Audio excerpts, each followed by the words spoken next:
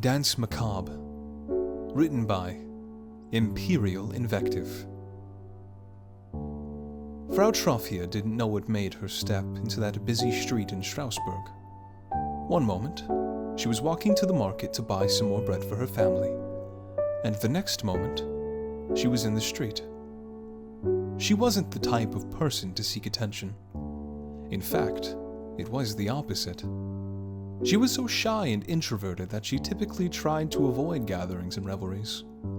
There was no reasonable explanation for why she took to the street and began dancing. People walking behind her took a wide berth to avoid her. Some cast a backwards glance before continuing on with their busy schedules. Most didn't even bother to look back at her twisting and twirling. They figured that she was just celebrating something, and they were too apathetic to care. They figured she would stop dancing when she realized that she was causing a scene. Frau Trophia did not stop dancing. After a couple of moments, a crowd started to form to watch this oddity. Most had seen her running errands about town, but they didn't know her by name. She was just another anonymous face in the crowded streets, silently performing her chores and duties before returning home at the end of the day. She was no longer blending in with the traffic. Now she was catching people's attention. The crowd watched her dance back and forth in the streets. It didn't take long before a few people in the crowd began to heckle her. They joked with each other about her lack of grace and poise, how outdated her dancing skills seemed, and her lack of shame. Some even compared her to a dancing bear. Frau Trophia heard all of the chides and snipes. Her face blushed a bright red, but she continued on dancing. The crowd grew larger and larger as she continued to dance. She was dreadfully embarrassed, but that didn't cause her to miss a beat or a step in her choreography. She was beginning to sweat now. The crowd had swelled to 30 or so people. This dance had been going on for 20 minutes or so. A prim and proper woman shouted, "This is immoral! Stop this dancing at once!" Frau Trophia wished that was possible. She had tried to stop dancing a few times since she had begun, but she found herself unable. She couldn't stop dancing. The crowd grew larger and larger still. Their comments grew even more offensive as their number increased, and they were swallowed up into anonymity. The sun was beginning to set. An orange glow washed over the street. It would be dark soon. The workers would be along soon to light the lanterns, and still, Frau Trophia performed her mad and jubilant dance. The crowd was beginning to disperse when an old man breached the wall of people. He shuffled to the center of the street and took Frau Trophia's hand in his, and they began to waltz. The crowd roared with laughter at the absurdity of it all. This frail old man was passionately dancing with all of his heart.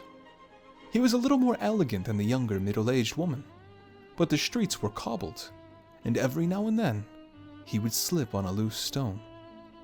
The audience guffawed at every pratfall, and it wasn't until he began to speak that the laughter began to die out and be replaced with something else. He croaked in a hoarse voice, "Help me! I can't stop this infernal dancing!" A few of the women blanched at this, but most assumed that he was joking. Those who were more susceptible to fear left the crowd and returned home. They told their children about the strange dancing man and woman. The little ones wanted to go and see this spectacle, but most were assuaged that they would go and watch the persistent dancers tomorrow. The parents reasoned that the couple would have tired themselves out and gone home at some time during the night. They were wrong. When they woke up the next morning and began their trek to the market, they were confronted with the same crowd. The children eagerly pushed their way to the front of the crowd to watch the dancers. Overnight, their numbers had swollen to 20 people. All the dancers moved to their own beat. Some had paired up and were waltzing. Others danced by themselves. Some performed moves that were in keeping with the latest fashion, and others were showcasing styles that hadn't been used for years. The elderly danced with children, women with men, rich with poor. Time passed, and the dancing mob's number continued to grow stronger. Frau Trophia now looked nothing like she did when she started. The bags under her eyes were deepening, and she danced in a manner that was one part drunken shuffle, and another part lethargic waltz. Her mouth was wide open, and it looked like the gaping maw could swallow her partner whole. She had been dancing for over a day now, and she was reaching the end of her waltz. Days passed. Frau Trophia drifted in and out of consciousness. Sometimes she completely withdrew into herself, in a semi-catatonic state, and was whirled around by the old man. She was past the precipice of exhaustion, and now was in a state of almost complete numbness. The dancing horde now blocked the entire street. Most people avoided the writhing mass now. The smell of sweat and feces threatened to overwhelm anyone who drew close. Worse than the smell were the sounds emanating from the dancers. Frau Trophia's head lolled from side to side. This was one of her few and far between waking moments. She was surrounded by the sound of weeping and cries of pain. Her shoes squelched and left wet crimson stains behind her.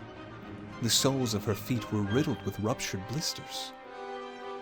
One woman alternated crying out to Saint Vitus for forgiveness, and then damning him for condemning her. Another man screeched relentlessly for someone to stop playing that goddamn violin. There was no violin, nor instrument of any type playing, at least not one that could be heard by anyone other than the dancers.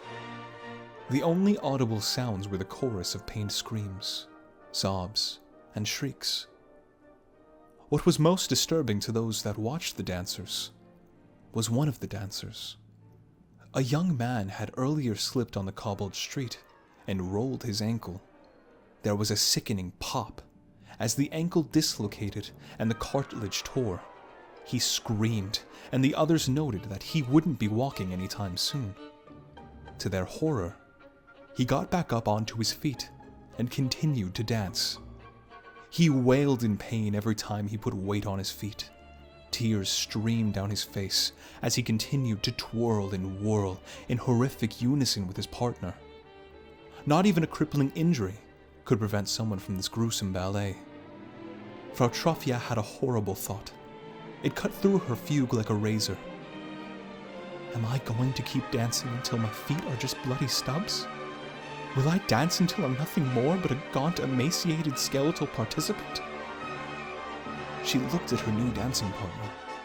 He was a street beggar. His hands grasped painfully at her sides, like he would die if he lost his grip. That much was true. The old man, her first dancing partner, collapsed to the street, clutching at his chest. I just wanted to get some more bread for my family. Those were her last thoughts. She fell face first onto the cobbled street, and the people continued to dance. They danced around her and on her.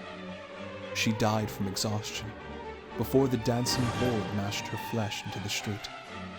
The people continued dancing, drowsing, and dying. A month had passed since Frau Trophia had begun dancing in the street. Over 400 people had joined her in her macabre dance. The bodies were left to rot in the streets because people were afraid that if they approached, they too would begin to dance. The dancing plague of 1518 claimed over 400 lives in Strasbourg. Most of the participants in this dance of the dead had died of exhaustion, heart failure, and stroke. A few died due to being trampled by the waltzing crowd. To this day, no one is certain as to the cause of the plague that drove poor Frau Trophia to the center of the street.